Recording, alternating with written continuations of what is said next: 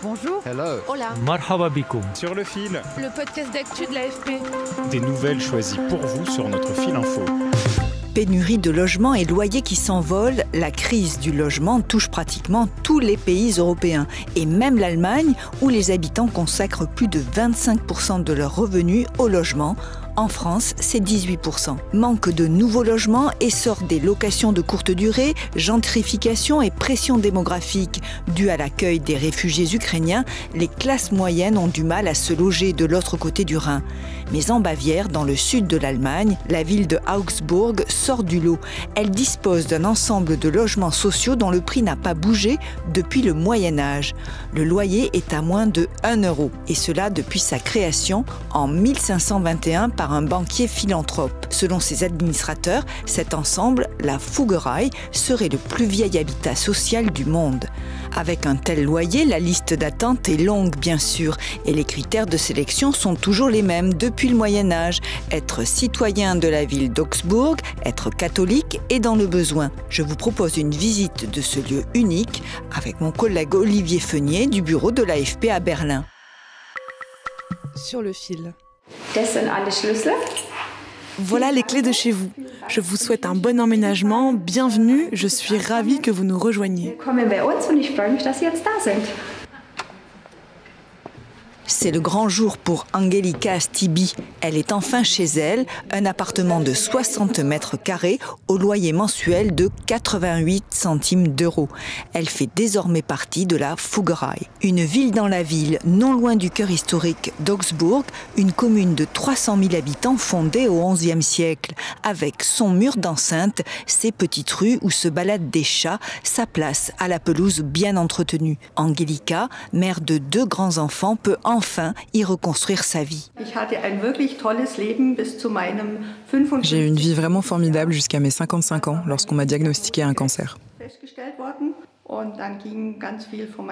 Et là, une grande partie de mes économies a fondu, car je n'avais plus aucun revenu. J'étais épuisée mentalement et physiquement. Et puis je me suis dit que j'étais catholique, que j'étais dans la misère sans que ce soit de ma faute et que j'étais née à Augsbourg. J'ai décidé de tenter ma chance et c'est comme ça que j'ai demandé une place ici, il y a 2 ans et demi.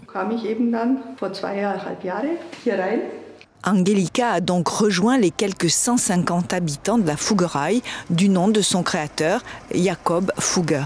À l'époque, en 1521, ce banquier bienfaiteur de la ville souhaitait aider les plus nécessiteux à travers plusieurs fondations dédiées au logement ou à la santé. 5 siècles plus tard, les administrateurs de la Fuggerei maintiennent le loyer correspondant à 1 florin rhénan de l'époque, comme l'explique Daniel Obaum, l'administrateur de la fondation qui gère le complexe. Ce loyer de 88 centimes provient du fait que les gens s'étaient mis d'accord sur un florin rhénan, la monnaie de l'époque. Ce florin était alors assez faible, peut-être un peu plus que les 88 centimes actuels, mais il n'a pas été ajusté au fil des siècles. Il est donc simplement traduit nominalement en 88 centimes aujourd'hui, et c'est ainsi que cela continue. Là, c'est mon fils qui vit à Hambourg avec sa petite amie. Martha Yes montre des photos de sa famille et raconte. Elle a posé ses valises dans une des maisons de la cité il y a 17 ans et elle se rappelle encore de son émotion quand elle a su qu'elle avait été sélectionnée. J'avais une petite retraite malgré 45 ans de travail. Et donc la vie à l'extérieur aurait été presque impossible car je n'aurais eu que 400 € pour vivre. Le jour de mes 60 ans, j'ai reçu la nouvelle que je pouvais emménager ici. J'ai eu la chance d'obtenir un appartement au rez-de-chaussée car j'ai du mal à marcher. Et ça a été une immense joie. J'ai un beau jardin, la communauté ici est formidable. On prend toujours le petit déjeuner ensemble le mardi.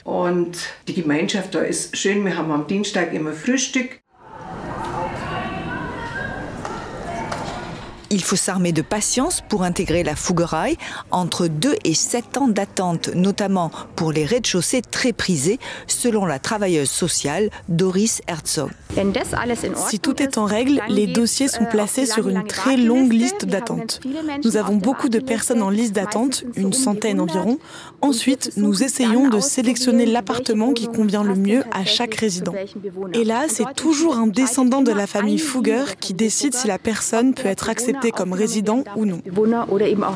Comme partout en Europe, le prix de l'immobilier locatif a flambé en Allemagne. C'est devenu un véritable problème car la majorité des Allemands sont locataires et le coût du logement occupe une part toujours plus importante dans les dépenses des ménages.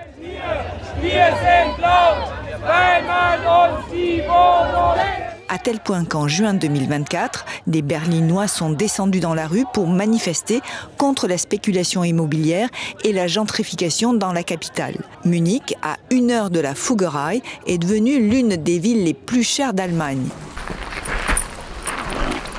Andreas et Sandra Tervoren, la cinquantaine tous les deux, ont emménagé en 2017. Ils se sentent particulièrement chanceux de vivre dans de bonnes conditions avec le salaire de veilleur de nuit d'Andreas. Parce que vivre ailleurs n'était plus envisageable et qu'aucun de nous n'était en bonne santé, c'était comme gagner à la loterie d'emménager si vite. Nous en étions reconnaissants et nous le sommes encore aujourd'hui. Nous ne pouvons imaginer vivre ailleurs qu'ici. Nous nous sentons très bien ici.